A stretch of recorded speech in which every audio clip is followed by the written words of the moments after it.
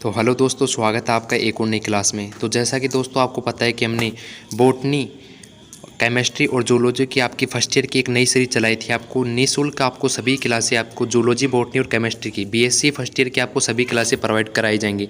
तो हमने बॉटनी का था जो आपको फर्स्ट क्लास है जो आपकी प्रोवाइड करवा दी थी हमने। तो फर्स्ट क्लास में हमने आपको कोशिका एवं कोशिका भित्ति के बारे में बताया था।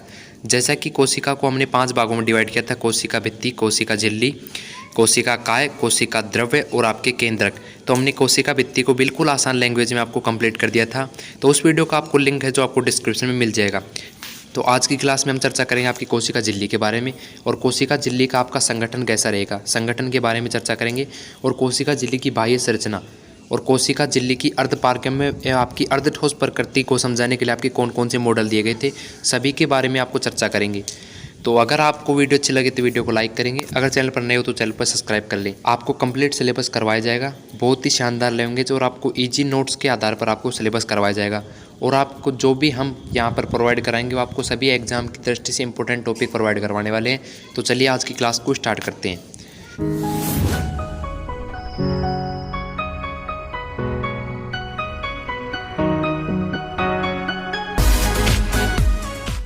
तो आज की क्लास में हम डिस्कशन करने वाले हैं कोशिका झिल्ली के बारे में। तो कोशिका झिल्ली को हम इंग्लिश में सेल मेम्ब्रेन कहते हैं, ये आपके नॉर्मल सी बातें हैं। तो बात करते हैं कोशिका झिल्ली शब्द है जो किसने दिया था, या कोशिका झिल्ली शब्द के बारे में किसने बताया था। कोशिका झिल्ली के बारे में आपको सर्वप्रथम तो आपके क्रैमर व नेगली ने बताया था। तो कोशिका झिल्ली के बारे में आपके क्रैमर व नेगली ने बताया था। क्रैमर व नेगली ने कोशिका झिल्ली के बारे में आपको 1855 में बताया था। तो कोशिका झिल्ली शब्द है जो क्रैमर व नेगली ने दिया था, और 1855 में आपकी कोशिका झिल्ली या सेल मेम्ब्रेन के बारे में बताया था। आपकी कोशिका झिल्ली है जो कोशिका द्रव के चारों ओर उपस्थित होती है। जैसा कि आपको पता है कि कोशिका में आपके बीच में आपका न्यूक्लियस देखने को मिलता है, न्यूक्लियस के चारों ओर आपका कोशिका द्रव्य देखने को मिलता है, और आपकी कोशिका द्रव्य में आपको कोशिका काय देखने को मिलते हैं, और कोशिका काय के चारों ओर आपको एक झिल्ली देखने को मिलती है, हम इसे कोशिका झिल्ली कहते हैं। और कोशिका झिल्ली की बाहर और एक और झिल्ली होती है, उसे हम कोशिका भित्ति के नाम से जानते हैं। तो जैसा कि आपको पता है कि पादप कोशिका में आपकी कोशिका भित्ति प्रेजेंट होती है, और जंतु कोशिका में आपकी है जो कोशिका भित्ति अनुपस्थित होती है, जैसा कि हमने आपकी पिछली वीडियो में डिस्कशन कर दिया था। तो कोशिका झिल्ली है जो कोशिका द्रव के चारों ओर उपस्थित होती है। तो कोशिका झिल्ली आपकी कोशिका द्रव को चारों ओर से घेरे हुए रहती है। यह आपकी चयनात्मक पारगम्य होती है। तो चयनात्मक पारगम्य का यह मतलब हो जाएगा कि कोशिका झिल्ली है जो कोशिका के लिए जो पदार्थ या अणु काम के होते हैं उसी का चयन करके उसको अंदर आने की परमिशन देती है। तो आप इसे ऐसे याद रख सकते हैं, कोशिका झिल्ली किसी भी पदार्थ का पहले चयन करती है, उसी को ही अपने अंदर है जो अपने पारगम्य का मतलब है अपने पार होने देती है। तो जिस पदार्थ का वह चयन करेगी उसे अपने आर पार होने देती है। तो कोशिका के केंद्र के द्रव को जो पदार्थ की आवश्यकता होती है उसका यह चयन करके उसको अंदर की ओर भेजती है। तो इस आपके कोशिका झिल्ली है जो पादप कोशिका व जंतु कोशिका दोनों में उपस्थित होती है।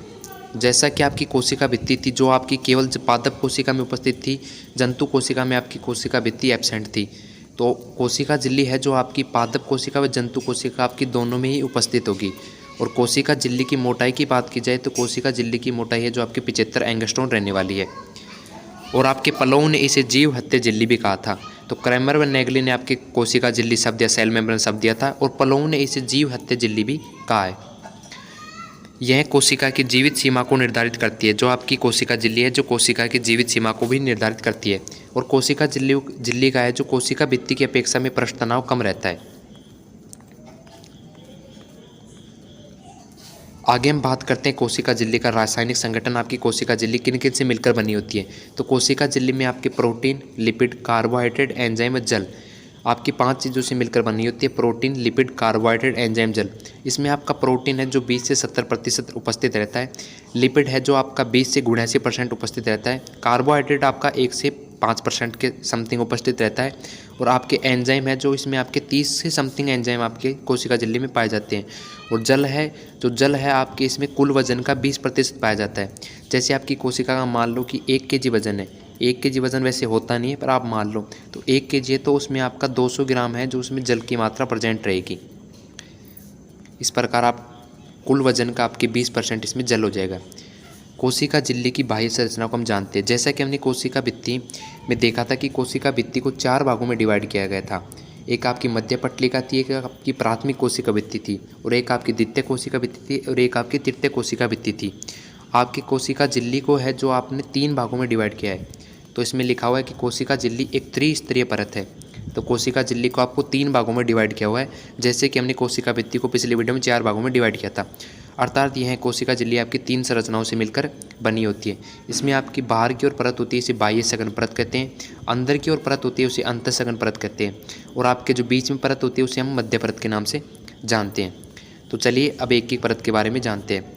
सबसे ऊपर की ओर होगी आपकी बाह्य परत। बाह्य परत पर है जो आपकी बाह्य परत है जो प्रोटीन युक्त होती है। आपकी जो कोशिका झिल्ली की बाह्य परत है वो आपकी प्रोटीन युक्त होती है, यानी यह प्रोटीन से बनी होती है। और बाह्य परत की आपकी मोटाई है जो आपकी 20 एंगस्ट्रॉम इसकी मोटाई होती है। जो आपकी बाह्य परत है जो प्रोटीन से बनी होती है और इसकी मोटाई है जो 20 एंगस्ट्रॉम होती है। तो बात करते हैं अंतःपरत की। अंतःपरत भी जो आपकी प्रोटीन की बनी होती है और इसकी मोटाई आपकी 20 एंगस्ट्रॉम होती है। जो आपकी बाह्य परत है और जो आपकी अंतःपरत है दोनों ही आपकी प्रोटीन की बनी होती है। जो और आपकी मध्य परत है जो आपकी लिपिड और वसा की बनी होती है। बाह्य और आपकी अंतःपरत है जो तो आपकी प्रोटीन की बनी होती है और दोनों की मोटाई है जो 20 एंगस्ट्रॉम होती है। और आपकी जो मध्य परत है यह परत लिपिड और वसा की बनी होती है और इस परत की मोटाई 35 एंगस्ट्रॉम होती है। अगर आपको इस क्लास के नोट्स भी चाहिए तो हम आपको डिस्क्रिप्शन में हमारे टेलीग्राम चैनल का लिंक प्रोवाइड करा देंगे, वहाँ से आप इसके नोट्स प्राप्त कर सकते हैं। तो चलिए क्लास को आगे की ओर बढ़ाते हैं। अब इसमें आपका जो कोशिका झिल्ली के लिए जो सबसे इम्पोर्टेंट टॉपिक रहने वाला है जो आपका है कोशिका झिल्ली की अर्धपारगम्य और अर्धठोस प्रकृति को समझाने के लिए अनेक वैज्ञानिक आए और उन्होंने अपने अनेक मॉडल प्रस्तुत किए। तो इस प्रकार कोशिका झिल्ली को लेकर आपके 4 मॉडल इसमें आपके सिलेबस में दिए हुए हैं और आपके 4 मॉडल के बारे में हम एक एक करके शानदार तरीके से पढ़ेंगे। तो नंबर 1 पर दिया हुआ गया है आपका ओवरटन का मॉडल है ओवरटन का मॉडल। ओवरटन का मॉडल गिवन दिया था ओवरटन ने। ओवरटन का मॉडल था जो किसने दिया था? ओवरटन ने। ओवरटन मॉडल को लिपोप्डियल मॉडल के नाम से भी जानते हैं। इन्होंने प्लाज्मा कला में लिपिड का अस्तित्व बताया था। इनके अनुसार जो आपकी प्लाज्मा झिल्ली या कोशिका झिल्ली थी उसमें आपकी लिपिड के अणुओं से मिलकर बनी हुई होती है। इसके अनुसार कोशिका झिल्ली लिपिड के अणुओं से मिलकर बनी हुई होती है और आपकी एकल परत होती है। तो आपकी कोशिका झिल्ली है जो लिपिड के अणुओं से बनी हुई एकल परत होती है ओवरटन के अनुसार। लिपिड आपको जैसा कि पता है कि लिपिड एक कार्बनिक पदार्थ है, अतः यह झिल्ली केवल कार्बनिक पदार्थों को ही कोशिका द्रव्य में प्रवेश करने देती है। तो जैसा कि ओवरटन ने बताया था कि आपकी कोशिका झिल्ली लिपिड के अणुओं से बनी हुई एकल परत होती है। तो इनके अनुसार जो आपकी कोशिका झिल्ली है जो केवल कार्बनिक पदार्थों को कोशिका द्रव्य में प्रवेश करने देती है। आपके नंबर 2 पर दिया हुआ है सैंडविच का मॉडल। सैंडविच का मॉडल आपके दिया था डैनियल व डेविसन ने। तो आपका मॉडल आपको याद रखने हैं। आपको एग्जाम में मॉडल में से एक ना एक मॉडल तो पूछा जाता है और आपके यदि बड़ा क्वेश्चन आता है तो आपको सभी मॉडल पूछे जाएंगे। तो नंबर 1 पे था आपका ओवरटन का मॉडल और नंबर 2 पे दिया हुआ है आपका सैंडविच का। आपके नंबर 2 पर दिया हुआ आपका सैंडविच का मॉडल। सैंडविच का मॉडल था आपके डैनियल और डेविसन ने दिया था। इसके अनुसार आपकी कोशिका झिल्ली है जो 3 परतों से मिलकर बनी हुई होती है। जैसा कि आप सैंडविच मान सकते हैं, इसे बर्गर मान सकते हैं। तो आप उस हिसाब से आप इसे याद रख सकते हैं कि यह 3 परतों से बनी हुई परत है। ओवरटन ने बताया था कि कोशिका झिल्ली है जो आपकी एकल परत होती है और यहीं आपके सैंडविच मॉडल में आपके डैनियल व डेविसन ने बताया कि आपकी कोशिका झिल्ली है जो 3 परतों से मिलकर बनी हुई होती है। और डैनियल व डेविसन के अनुसार आपकी कोशिका झिल्ली की आपकी 2 परतें तो प्रोटीन की होती है और आपकी एक परत है जो आपके फास्फोलिपिड अणु की होती है। तो इसके अनुसार आपकी कोशिका झिल्ली 3 परतों से मिलकर बनी हुई होती है। 2 परत प्रोटीन की व 1 परत फास्फोलिपिड की होती है। और ओवरटन मॉडल में आपकी लिपिड की परत बताई थी और इन्होंने बता दिया कि आपकी 2 परत प्रोटीन की होती है और 1 परत आपकी फास्फोलिपिड की होती है। प्रोटीन की दोनों परतों के बीच फास्फोलिपिड की परत पाई जाती है। जैसे कि आप डायग्राम से समझ सकते हैं कि आपके बाहर की ओर तो आपको प्रोटीन की परत देखने को मिलेगी और आपको बीच में आया आपको फास्फोलिपिड अणु देखने को मिलेंगे। तो आपके बाहर की ओर तो रहेगी प्रोटीन की परत और बीच में आपके फास्फोलिपिड अणु की आपकी एकल परत देखने को मिलेगी। और प्रत्येक प्रोटीन परत की मोटाई है जो आपकी 20 एंगस्ट्रॉम होगी और फास्फोलिपिड परत की मोटाई है जो आपकी 35 एंगस्ट्रॉम हो जाएगी।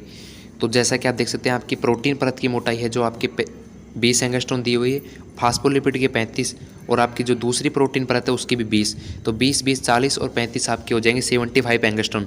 तो इसकी आपकी कुल मोटाई हो जाएगी आपकी 75 एंगस्ट्रॉम। प्रत्येक फास्फोलिपिड अणु के 2 सिरे पाए जाते हैं। तो इन्होंने बताया था कि आपकी परतें हैं जो आपकी 3 होती है, 2 आपकी प्रोटीन की होती है, बीच में आपके फास्फोलिपिड अणु पाए जाते हैं। तो फास्फोलिपिड अणु में आप समझ सकते हैं कि आप में इसमें 2 सिरे पाए जाते हैं। एक इसमें आपका होता है जल स्नेही सिरा और एक आपका होता है इसमें जल विरोधी सिरा। जल विरोधी सिरे हैं जो आपके आमने सामने होते हैं और आपका जल स्नेही सिरा है जो आपके प्रोटीन परत की ओर होते हैं। तो जैसा कि आप समझ सकते हैं कि जो ऊपर की ओर है जो आपका जल स्नेही सिरा है, जो प्रोटीन परत की ओर होता है सिरा, उसे तो हम जल स्नेही सिरा कहते हैं। और जो आमने सामने होते हैं उसे हम जल विरोधी सिरा कहते हैं। जल स्नेही सिरे से आपके जल व कार्बनिक पदार्थ जुड़ते हैं एवं जल विरोधी सिरे से आपके अकार्बनिक पदार्थ जुड़ते हैं या कार्बनिक पदार्थ जुड़ते हैं। और इसके अनुसार आपकी कोशिका झिल्ली की मोटाई है जो 75 एंगस्ट्रॉम हो जाएगी। तो सैंडविच मॉडल को हम याद करने की कोशिश करें तो इसमें कुछ भी नहीं है, आपके सिंपल सा है। सैंडविच मॉडल आपके डैनियल और डेविसन ने दिया था और इन्होंने आपकी कोशिका झिल्ली में आपकी 3 परतें बताई थी। जो आपकी बाह्य 2 परत होती है वो आपके प्रोटीन की होती है और बीच में आपकी फास्फोलिपिड अणु की परत पाई जाती है। और फास्फोलिपिड के अणु में इसमें आपने 2 सिरे बताए थे। जो प्रोटीन परत की ओर होता है उसे तो हम जल स्नेही सिरा कहते हैं और जो 2 सिरे आपके आमने सामने होते हैं उसे हम जल विरोधी सिरा कहते हैं। जल स्नेही सिरों से जल व कार्बनिक पदार्थ जुड़ते हैं और जल विरोधी सिरों से आपके अकार्बनिक पदार्थ जुड़ते हैं। और आपकी प्रोटीन परत की मोटाई आपकी 20 एंगस्ट्रॉम होती है और फास्फोलिपिड परत की आपकी मोटाई 35 एंगस्ट्रॉम होती है। तो आपकी टोटल मोटाई है जो आपकी 75 एंगस्ट्रॉम हो जाएगी।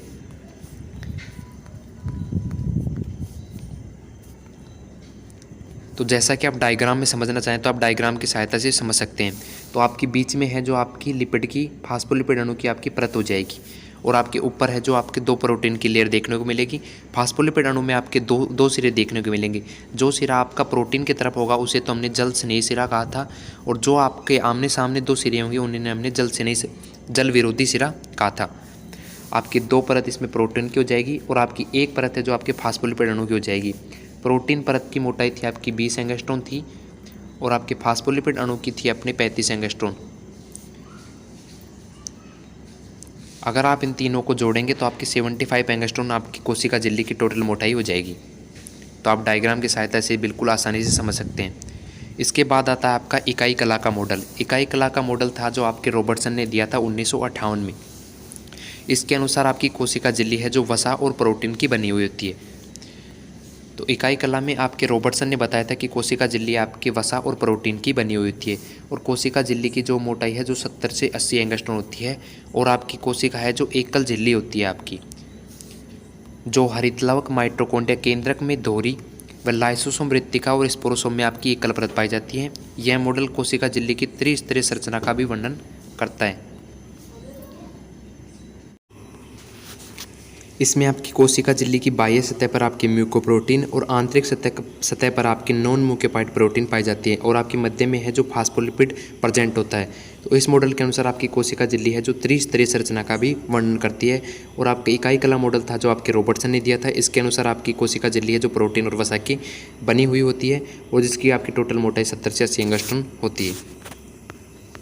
जैसा कि आप स्ट्रक्चर से समझ सकते हैं कि यह आप में आपके लिपिड मोलिकुलर हो जाएंगे, या आपके प्रोटीन मोलिकुलर हो जाएंगे और यह आपकी मेम्ब्रेन पोर हो जाएगा आपकी। तो इस प्रकार से आप कोशिका झिल्ली को त्रिस्तरीय परत के रूप में भी समझ सकते हैं। और आपका नंबर 4 पे मॉडल आता है त्रेल मोज़ेक मॉडल। त्रेल मोज़ेक मॉडल है जो आपके सिंगर व निकोलसन ने दिया था। त्रेल मोज़ेक मॉडल है जो आपके सिंगर व निकोलसन ने 1972 में आपका त्रेल मोज़ेक मॉडल दिया था। यह मॉडल है जो आपका सर्वमान्य मॉडल है। इस मॉडल को आपको सर्वमान्य मॉडल क्यों कहा गया था? क्योंकि यह मॉडल है जो कोशिका की तरलता व अर्ध ठोस प्रकृति दोनों की व्याख्या करता है, तो इसलिए इस मॉडल को सर्वमान्य सिद्धांत या सर्वमान्य मॉडल भी कहा गया है। इसके अनुसार आपकी जैविक झिल्लियाँ अर्धतल प्रकृति की होती है। मीन्स आपकी जो कोशिका झिल्ली है जो अर्ध तरल व अर्ध ठोस प्रकृति दोनों की तरह व्यवहार करती है, तो इसलिए इस सिद्धांत को आपको सर्वमान्य सिद्धांत कहा गया है, क्योंकि यह कोशिका झिल्ली की तरलता व अर्ध ठोस प्रकृति दोनों की व्याख्या करता है। इस मॉडल के अनुसार आपकी कोशिका झिल्ली में फास्फोलिपिड अणु 2 कतारों में व्यवस्थित रहते हैं। तो जैसा कि आप डायग्राम से समझेंगे कि त्रेल मोज़ेक मॉडल में जो आपके फास्फोलिपिड के अणु है जो 2 कतारों में व्यवस्थित रहते हैं और फास्फोलिपिड अणुओं के मध्य है आपके कोलेस्ट्रॉल और आपके प्रोटीन के अणु भी पाए जाते हैं। जो आपके 2 फास्फोलिपिड के अणु 2 कतारों के बीच में उपस्थित रहते हैं, उनके बीच में आपको कोलेस्ट्रॉल और आपको प्रोटीन के अणु भी देखने को मिलेंगे, जिसमें आपके कोलेस्ट्रॉल का कार्य होता है कोशिका झिल्ली को स्थायित्व प्रदान करना, अर्थात कोशिका झिल्ली अर्ध ठोस प्रकृति की होती है। जो आपके फास्फोलिपिड अणु की जो आपको कतार देखने को मिले उसके बीच में आपको कोलेस्ट्रॉल और प्रोटीन के अणु भी आपको देखने को मिलेंगे। कोलेस्ट्रॉल अणु का कार्य होता है कि कोशिका झिल्ली को स्थायित्व प्रदान करता है।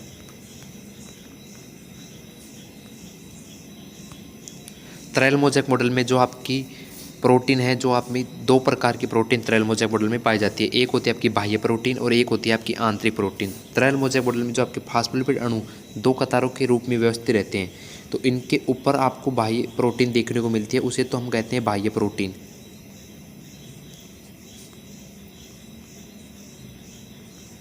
और जो आपको फास्फोलिपिड अणु के मध्य में आपको प्रोटीन देखने को मिलेगी उसे हम कहते हैं आंतरिक प्रोटीन।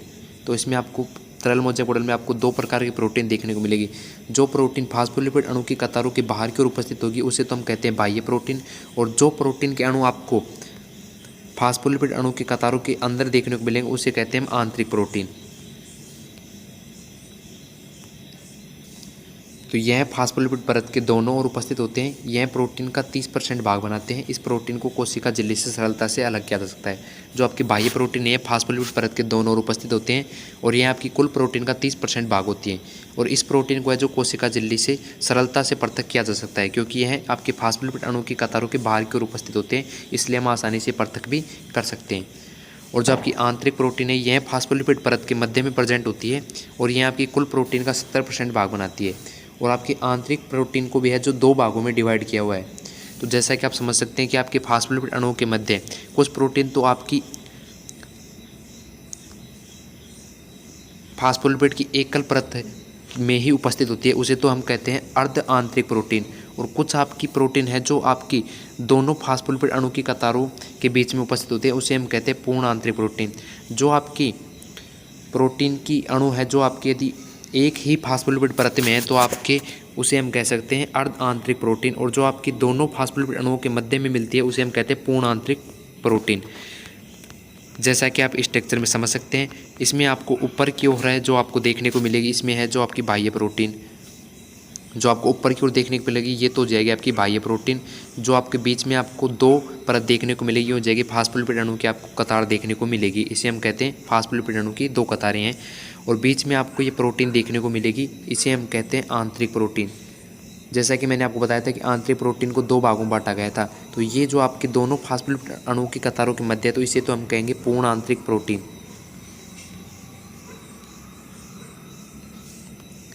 और आप इस साइड देख सकते हैं ये प्रोटीन है जो आपकी एक ही फास्फोलिपिड अणु की कतार के मध्य में उपस्थित है, तो इसे हम कहेंगे अर्धपूर्ण आंतरिक प्रोटीन।